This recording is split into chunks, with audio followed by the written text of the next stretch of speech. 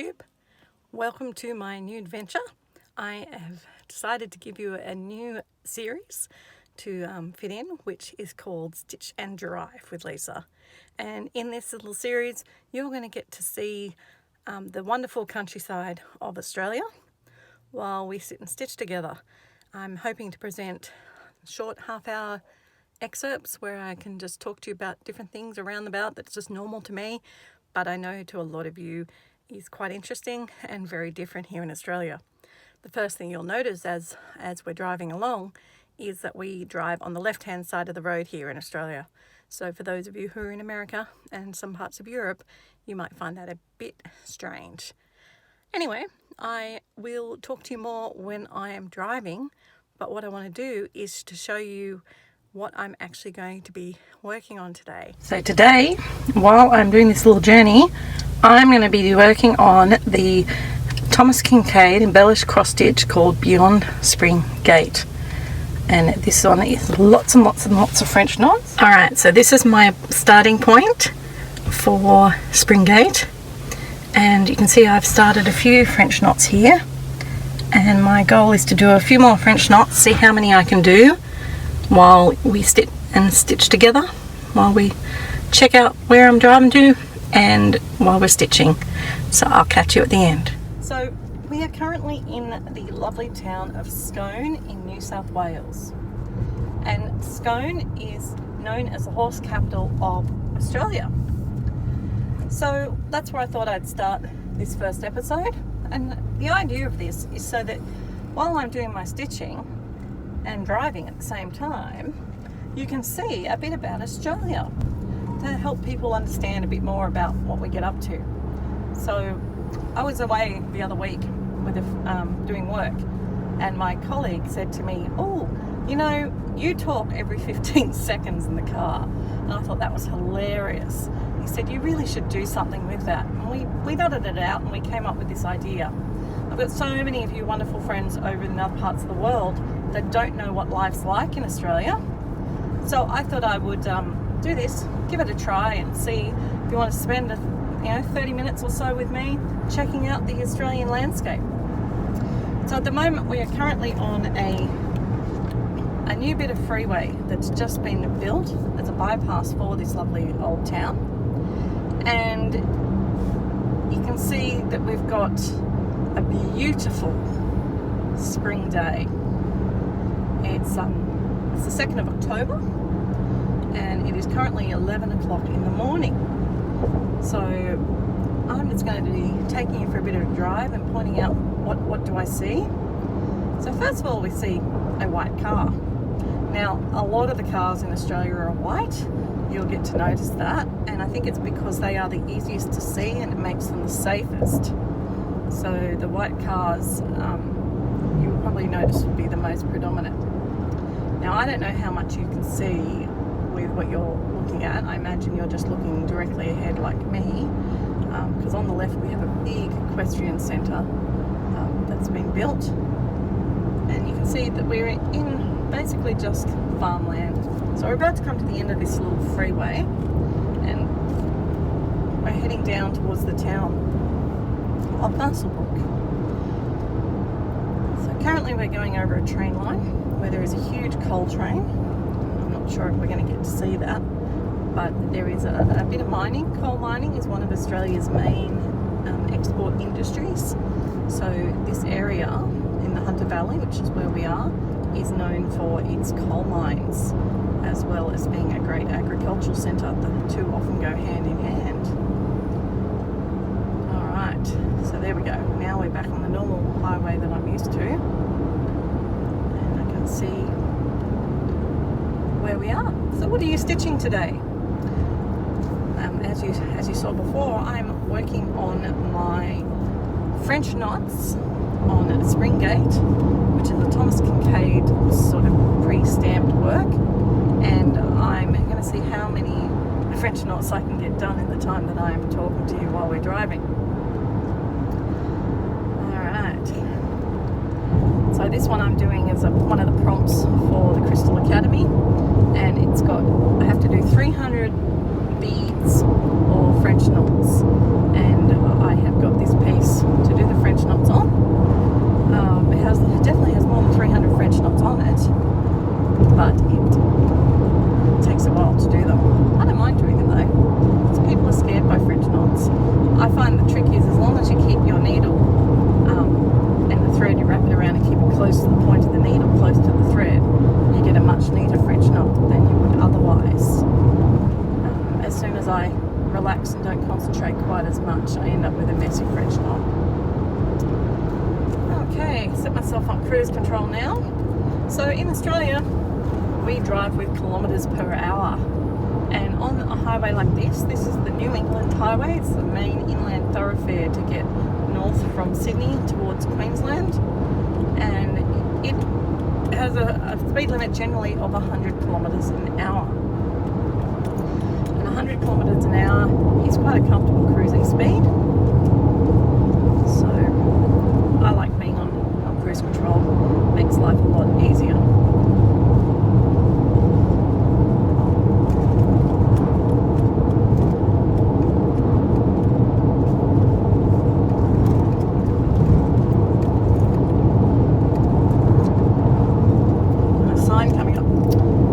Zone next 1 kilometre.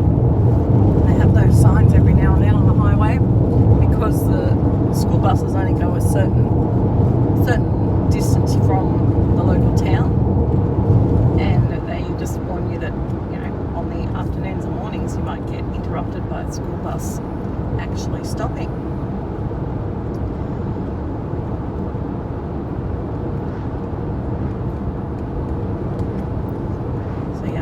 Sure, because I can't see what you're seeing.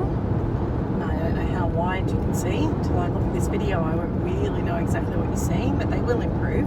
I'm also going to try and maybe get a microphone. So if you think this is a good idea and you're interested in seeing more of life in Australia, then please give me a comment below, and I will we'll do some more filming of it. I would like to do it quite often. There's lots of different places I can take you, just for little half-hour journeys. And just to have something to listen to and look at while you stitch. I will try and point out lovely points of interest. This one on the left is one, Milford Hills Estate. It's got a big horse stud, so they have this huge fancy gate in the middle of this really run-down rickety fence. Can you see that on the left? It's like all fallen over, the traditional old-fashioned wooden posts with the iron beams and the barbed wire. Very Australian fence style. On the right you can see the power poles travelling the electricity. We have a lot of them going throughout the country, obviously. In the city sometimes they're underground, but out in the country they're really up in the sky. A sign coming up in 5 kilometres, there's a rest stop with toilets. Oh, I know which one that is. I'll show you that when we get there. Road I used to travel quite a lot because I used to live further north up in Tamworth and used to travel this road down to Sydney. So coming back up here in a couple of days, so if this video works out, I will film you another portion of the road on the way up. But I just thought I'd start with this little portion so you can see a bit of the countryside. Unfortunately this time of day we're not likely to see too many of the native animals around about. There's bound to be some kangaroos hiding somewhere, but they would be getting out of the sun at the moment because it's quite warm. Not quite sure the temperature today, but it would be at least 25 degrees. Right, up ahead, now overlooking this valley, you can start to see the coal mines. So when you're looking at the hills, if you see those light grey hills, they're actually where the hill has been cut for the mines. And looking down in this valley, Muswellbrook is very big on the mines, and so you can see all in the distance all those coal mines. In the foreground you can see a bunch of cows in the paddock, and this paddock in front of us has got planted, cropped to help feed the cows. It's more nutritious soil than just the normal grass, and then they will harvest that crop as well, so the cows get to enjoy eating it, and then they harvest it and sell it as hay or lucerne. I'm not an agricultural guru. Alright, so we've got the intersection Golden Arches are in the next 3 towns, 15, 65 and 102 kilometres. So you can plan your stops based on your Maccas. I actually started my journey at the Maccas that was town over in Scone.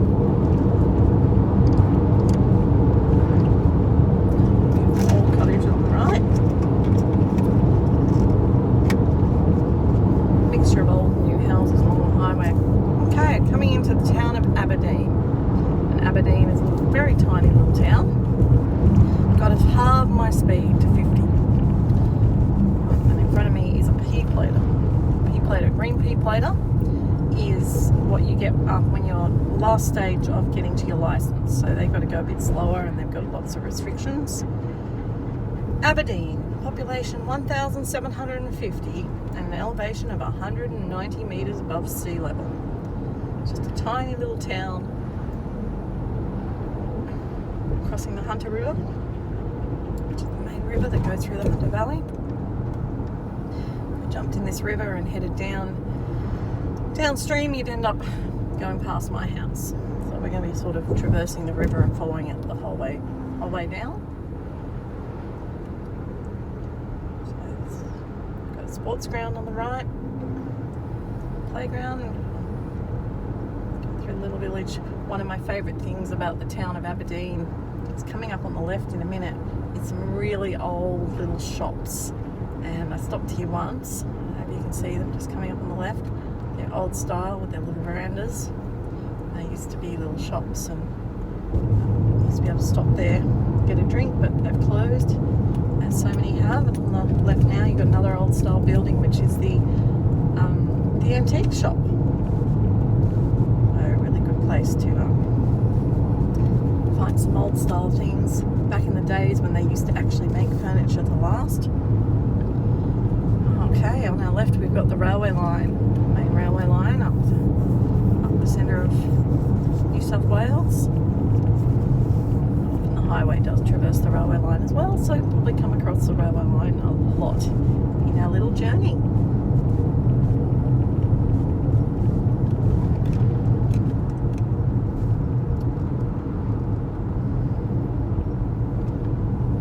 Very small train station. Alright, this is the main street of Aberdeen. Don't blink and you'll miss it. We've got a pub on the right and a pie shop. It's got a big hill to give you a good view of the little town. Well, just your typical New South Wales country town. Just an average town. Mixture of miners' cottages, family homes. Nothing particularly swanky, I don't think, in Aberdeen. I am not an expert on Aberdeen. I really should put a disclaimer on the front of these videos to say I am not an expert in basically anything, but I do like to talk. So I will give my opinion. Everything I say is totally my opinion and should be viewed as such. Alright, nearly out of town. I told you, it's a huge town. There is a big Catholic school here. It's Joseph's Aberdeen. Actually been there, but it is one of the ones in my school's district because I am a school teacher. Good view of those mines up ahead now. You can really see the hills all cut out. Alright, now we're going to go under one of the little checking cameras. This camera checks your average speed to make sure you're not speeding.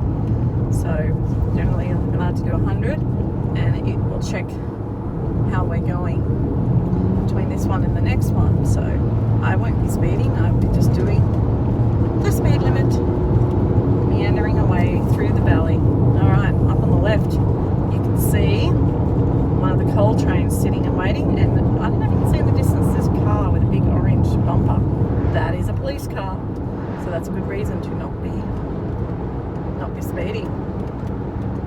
So that coal train is waiting there, I think, for the line to clear so it can continue on its journey and it can deliver the coal down to the wharves. So on the left we've got a big mine, so that one's probably being loaded, I would say, now that I can see the mine is actually there. Right, keep left. Are you noticing that? I'm driving on the left hand side of the road, people. That That's what we do in Australia. That is normal. We drive on the left. So I keep left unless I'm overtaking. And I keep left. At the moment I've got an overtaking lane, which I am going to partake in because I can see that we've got a slower car up ahead. So I'm still not speeding, so this car's still ahead. I'm going to just overtake these cars. Sometimes in these little journeys, if I keep doing them, you're going to see what I'm like when I'm seeing someone who's an idiot driver. But I'm not going to apologise. I'm going to be myself, and I'm going to be just my normal self because that's who I am, and I shouldn't have to apologise for being myself. As always, with any video on YouTube, if it's not your cup of tea, you can feel free to just switch off and not subscribe. But if you like it, please like, subscribe, and tell your friends all about Shady Tree Stitching Journeys. Alright, here we are. You can see there of the train line and the highway coexisting next to each other. Another beautiful valley as we head down towards Muswellbrook.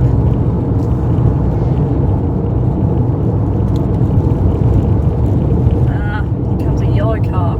It's one of my kids' favourite games. They like to play Spotto with the yellow cars. We've got Spotto yellow cars, orange cars, red cars. No, not red cars. Orange cars. And anything like that gold car, they would still Spotto that. And you get a point. And I get totally lost trying to keep track of everyone's points. But they're getting better. They can actually keep track of their own points now. And they do get very annoyed because I am fairly competitive. And when I actually start playing, I end up winning most of the time. Slight advantage because I'm at the front with the open window, so I've got a clearer view of everything. And if we happen to be behind a truck or something, I can look around the truck and see what is coming. Alright, do not queue across intersections or you might get slammed into.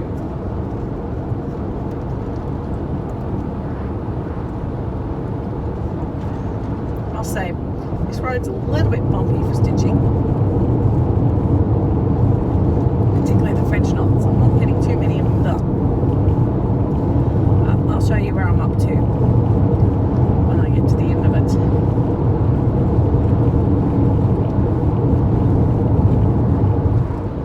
I have to time my French knots to avoid the bumps. I'm not sure if you can see the bumps on the video or not. But yeah, just got to try and make sure I pull that knot through when I'm not doing a bump. There's a couple of messy ones being caused by that.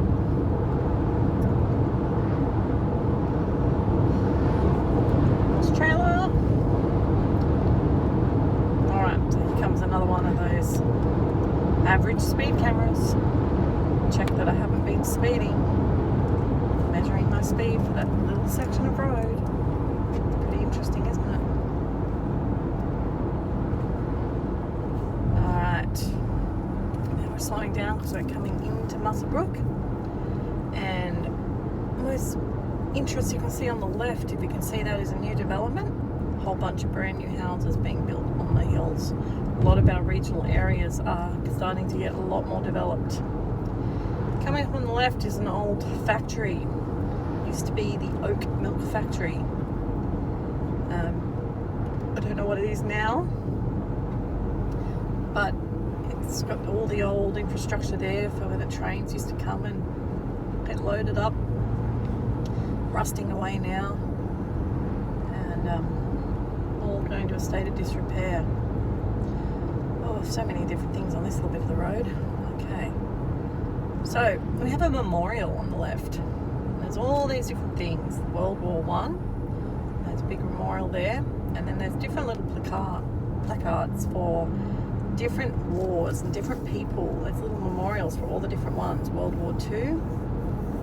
This is like a memorial lane, and it's got a particular type of ones, different battalions and things. In the rest area, which is where you can stop for the toilets, with the Vietnam War memorial there. Vietnam War being the most recent war that we commemorate. We have had active service since then, but not so much in wars, just in peacekeeping missions. Again, I am far from an expert in anything to do with military.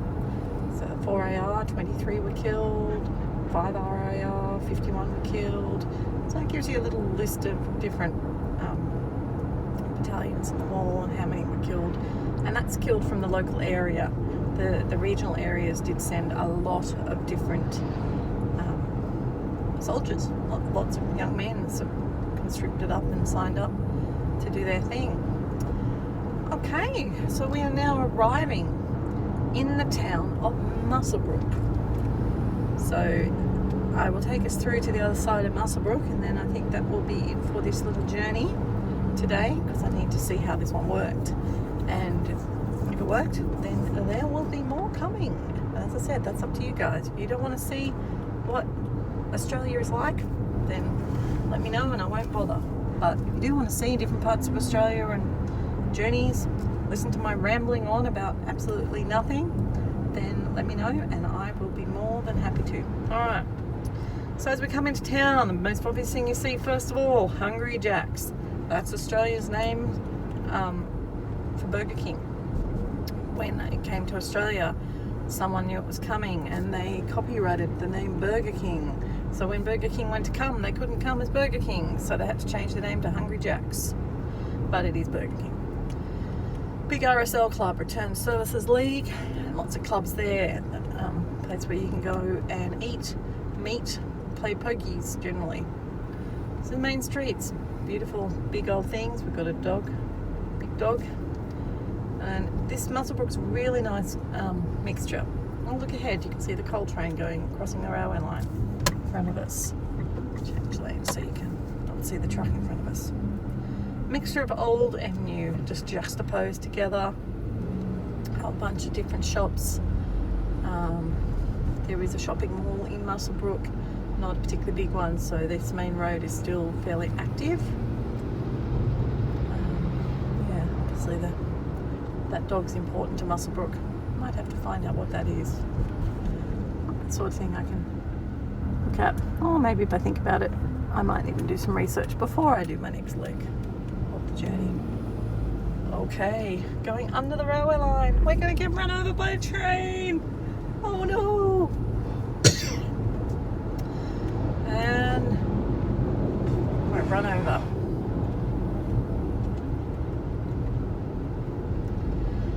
Okay, there's a petrol station. Don't need petrol today. We'll make one turn on the highway through town. Highways don't tend to go just straight through town. They go in one side and come out the other. Okay, follow this police car. There's some sort of a travel camera. I'm not sure that camera there is a travel camera or a camera for if you're on your phone when you're meant to be driving. Don't know. So I think it's a 50 zone through here, so let's drop down to 50. As long as we're staying behind this Mr. Policeman, we shouldn't have any problem. This is known as South Muswellbrook, and South Muswellbrook has got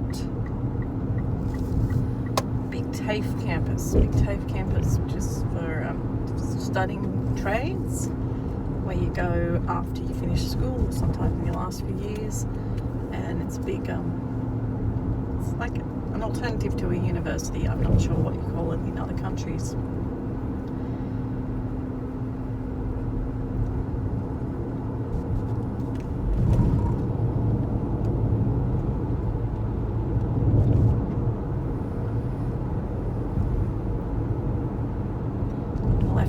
Golf course. Golf is a very popular pastime in Australia, especially in the spring and autumn seasons. But in the Hunter Valley, it's pretty temperate all year. It does get a little bit cold at winter, but not, it doesn't snow or anything. And summer does get hot though. Mr. Policeman has pulled over. Not sure why. He's just pulling himself over for some reason. He can do that, he's allowed to.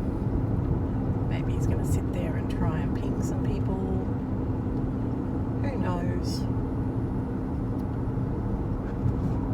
Still there. Alright, coming up to the last set of lights in town.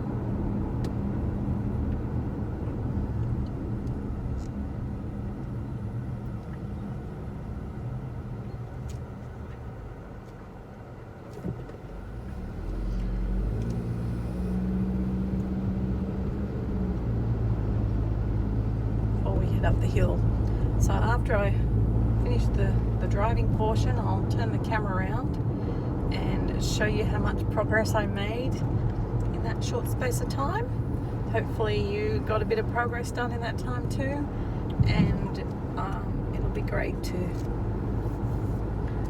see whether or not we'll be able to spend some more time together listening to trivial facts about Australia. Still got the golf course going. Big golf course. A lot of exercise traversing a golf course.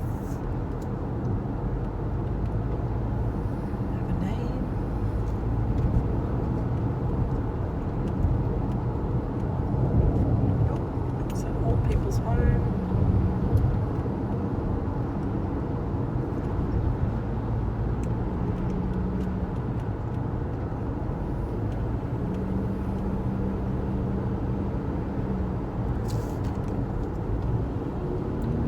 And we're heading up the hill out of town, and I will look forward to joining you guys another time.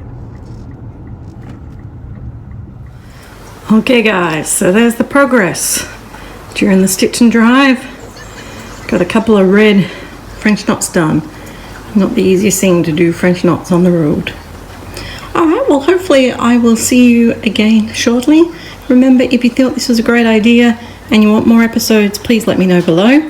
And if there's anything in particular you're interested in about Australia, just ask and I'll see what I can do. Until next time, stay safe. And don't stitch and drive unless you're not the driver.